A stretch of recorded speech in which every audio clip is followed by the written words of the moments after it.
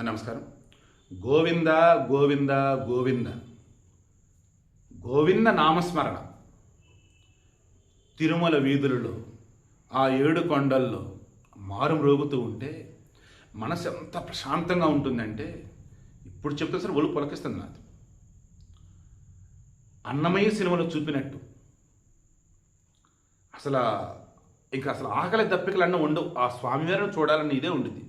116 సంవత్సరాలు అంటే ఆ పెద్దావిడికి. ఊరు కర్ణాటక రాష్ట్రంలో ఏదో ఊరు.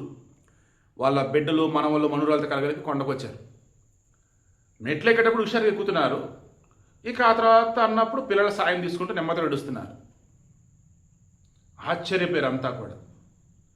ఇది ఒక్క సనాతన ధర్మంలో మన హైందవ సాంప్రదాయంలోని ఇదంతా ఉండింది. భక్తి, స్వామివారిని దర్శించుకోవాలనేటువంటి ఆరాటం, కోరిక. కలియుగ వైకుంఠం అండి నిజంగా తిరుమల. ఏదో ప్రశాంతత.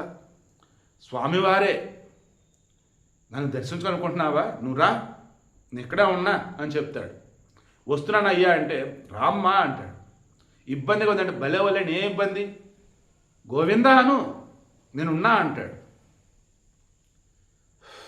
చాలా చాలా సంతోషం నాకైతే.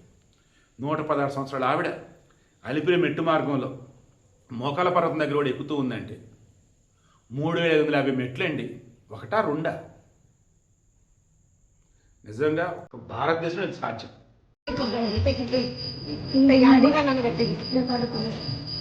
ನೋಡಿ ಅಲ್ಲಿಂದ ಬಂದಿದ್ದಾರೆ ಪಾಪ. ಎಷ್ಟು ಏಜ್ ಇವ್ರಿಗೆ? ಎಷ್ಟು ಇವ್ರಿಗೆ ಏಜು?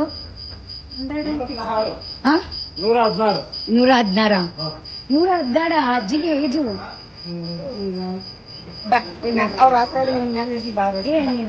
ಅವ್ರು ಬರ್ತಾ ಇದಾರೆ, ಬಾ ನೀನು. ಬಿಡು ಬಿಡು, ಅವ್ನು ನಡೆಯೋದೊಂದು ಬ್ಯಾಡ್.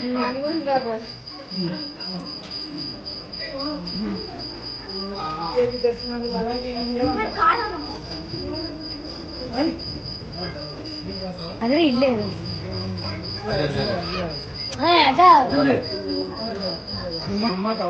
ಅಮ್ಮ ಹೌದಾ? ಅಂದ್ರೆ